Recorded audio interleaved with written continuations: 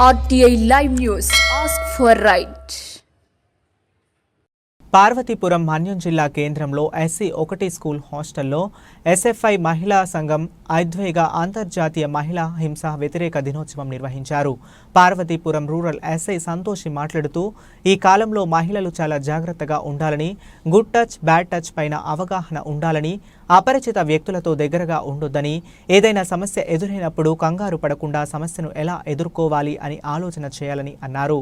ఈ కార్యక్రమాన్ని ఉద్దేశిస్తూ వార్డెన్ పూర్ణమ్మ మాట్లాడుతూ అబ్బాయిలతో చనువుగా ఉండొద్దని, చదువుపైన శ్రద్ధ వహించాలని ఉండాలని అన్నారు. ఈ కార్యక్రమంలో SFI జిల్లా అధ్యక్షులు K రాజు, పార్వతీపురం టౌన్ కార్యదర్శి K డేవిడ్, జిల్లా committee M Shiva, town committee సభ్యులు సాయి తదితరులు పాల్గొన్నారు.